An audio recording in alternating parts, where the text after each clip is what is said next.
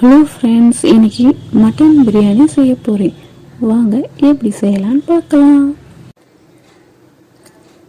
Cooker எடுத்து வச்சுருக்கேன். Cooker கொஞ்சம் ஈரமாக இருக்குது, அந்த ஈரம் ட்ரை ஆகட்டும். ட்ரை ஆனோடனே எண்ணெய் ஊற்றிக்கலாம், தேவையான அளவு எண்ணெய். இது எனக்கு போதுமான அளவு. எண்ணெய் நல்லா காயட்டும். எண்ணெய் நல்லா காஞ்சிச்சு. இப்போ வெங்காயம் சேர்த்துக்கலாம்.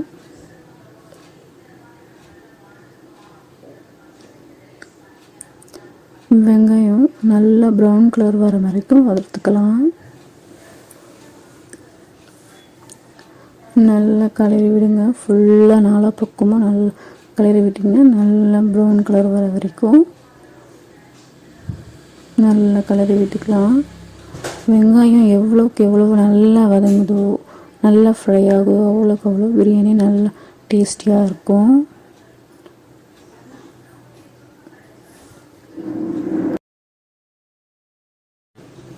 பிரியாணிக்கு தேவையான அந்த ஸ்பைசஸ் எல்லாம் சேர்த்துக்கலாம்.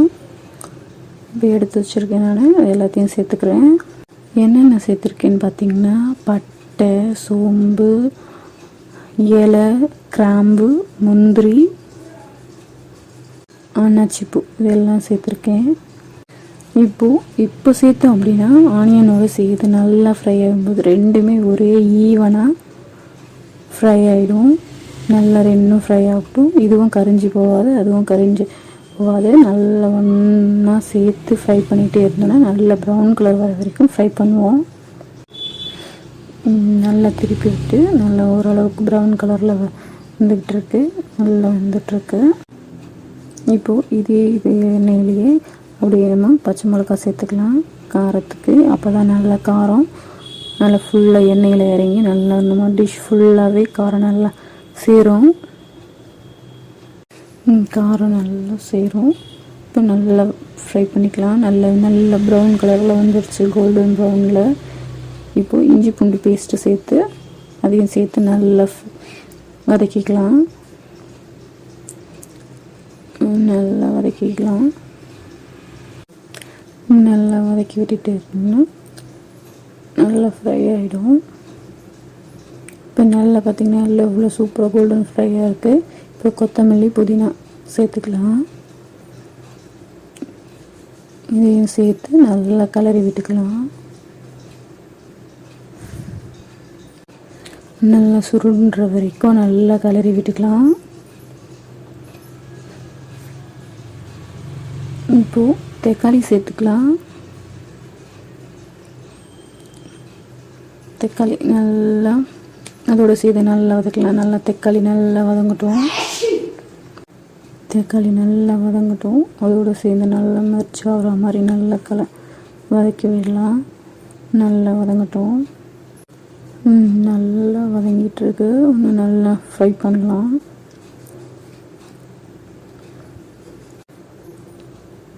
நல்லா வதங்கிட்டுருக்கு. நல்லா வதங்கட்டும்.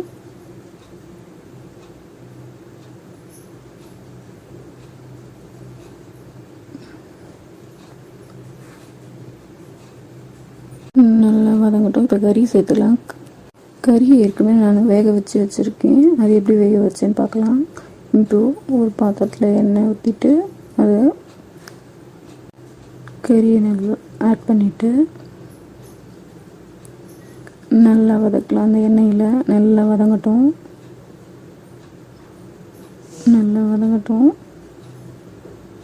நல்லா எண்ணெயில் ஊற்றி நல்லா வதங்கட்டும். வதங்கினதுக்கப்புறமா மஞ்சத்தூள்,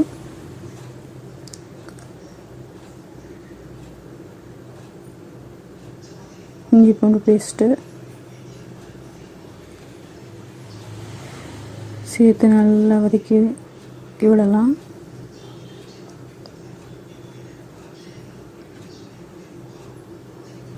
நல்லா வதங்கட்டும்.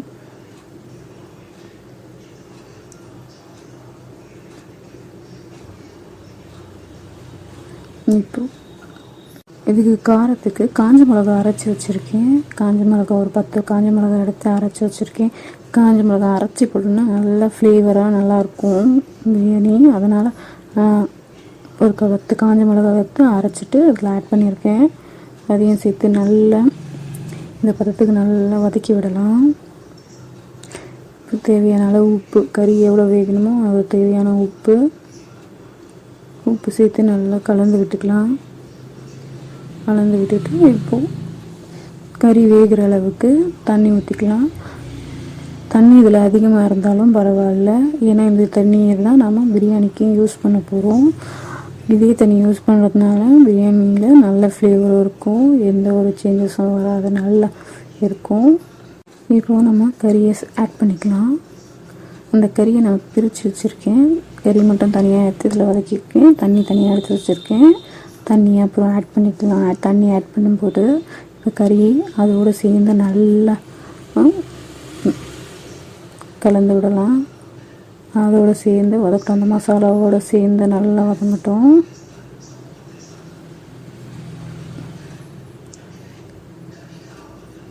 நல்லா ஃப்ரை பண்ணுங்கள். நல்லா வதங்கினதுக்கப்புறமா தயிர் ஆட் பண்ணிக்கலாம்.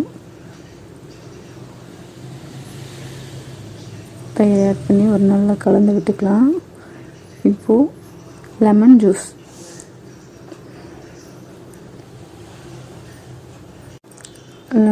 பிழிஞ்சு வச்சுருக்கேன், அதை கொஞ்சம் ஆட் பண்ணிக்கலாம். நல்லா ஆட் பண்ணிவிட்டு நல்லா கலந்து விட்டுக்கலாம்.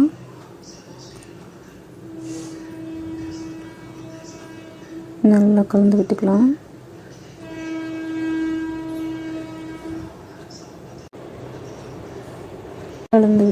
கரம் மசாலா கொஞ்சம் ஆட் பண்ணியிருக்கேன், நல்லா ஃப்ளேவராக இருக்கும்.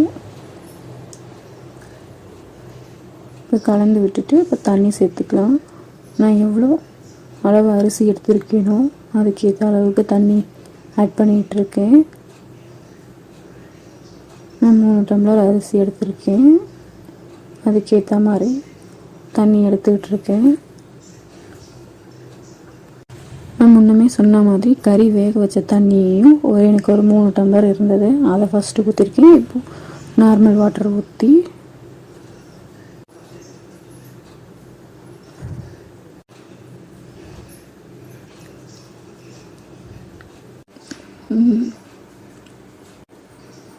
தண்ணி ஆட் பண்ணியாச்சு. இப்போது ஒரு நல்ல ஒரு கிளறிட்டு நல்லா கிளறிட்டு உப்பு ஆட் பண்ணிக்கலாம். உப்பு பார்த்திங்கன்னா ஏற்கனவே நம்ம கறிக்கு வேக வச்சுருக்கோம். இப்போ அரிசிக்கு தேவையான உப்பு மட்டும் ஆட் பண்ணிக்கலாம். டேஸ்ட் பார்த்துட்டு ஆட் பண்ணிக்கோங்க. இப்போ நல்லா கலந்து விட்டுட்டு ஒரு மூடி போட்டு கொஞ்சம் நேரம் கொதிக்கட்டும். நல்லா கொதி வரட்டும். தண்ணி நல்லா கொதிச்சிடுச்சு. இப்போது அரிசியை சேர்த்துக்கலாம். கழுவி வச்சுருக்கேன் அரிசியை, அதை சேர்த்துக்கலாம்.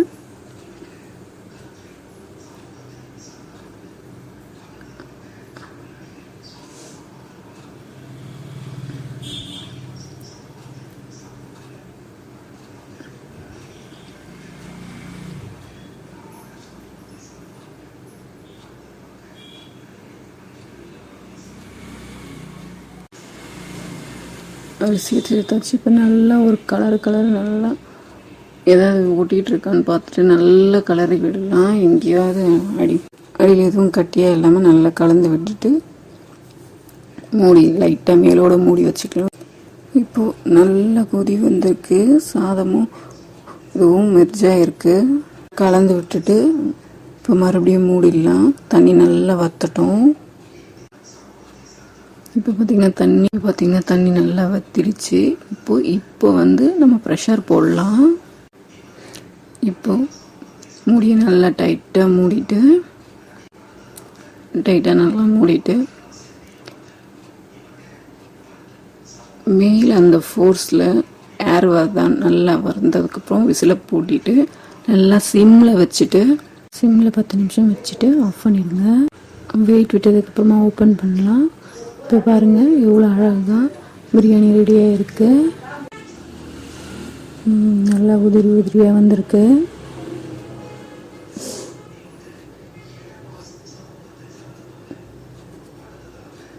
நல்லாவும் வெந்திருக்கு.